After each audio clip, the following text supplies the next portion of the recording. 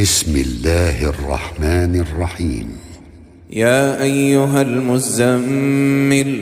قم الليل إلا قليلا نصفه أو انقص منه قليلا أو زد عليه ورتل القرآن ترتيلا إنا سنلقي عليك قولا ثقيلا إن ناشئة الليل هي أشد وطئا وأقوم قيلا إن لك في النهار سبحا طويلا واذكر اسم ربك وتبتل إليه تبتيلا رب المشرق والمغرب لا إله إلا هو فاتخذه وكيلا واصبر على ما يقولون واهجرهم هجرا جميلا وذرني والمكذبين أولي النعمة ومهلهم قليلا إن لدينا أنكالا وجحيما وطعاما ذا غصة وعذابا أليما يوم ترجف الأرض والجبال وكانت الجبال كثيبا مهيلا إنا أرسلنا إليكم رسولا شاهدا عليكم كما أرسلنا إلى فرعون رسولا فعصى فرعون الرسول فأخذناه أخذا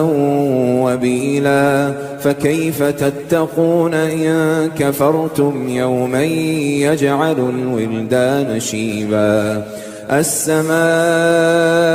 منفطر به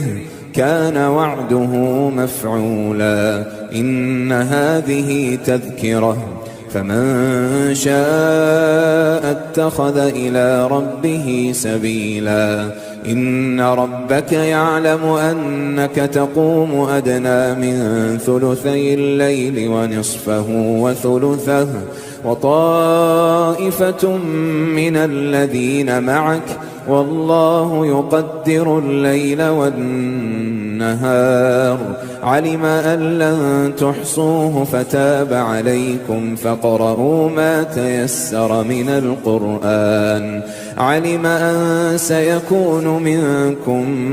مرضى وآخرون يضربون في الأرض يبتغون من فضل الله وآخرون يقاتلون في سبيل الله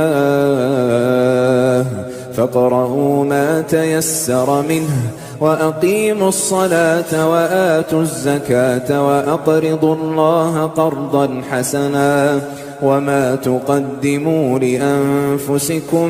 من خير تجدوه عند الله هو خيرا وأعظم أجرا واستغفروا الله إن الله غفور رحيم.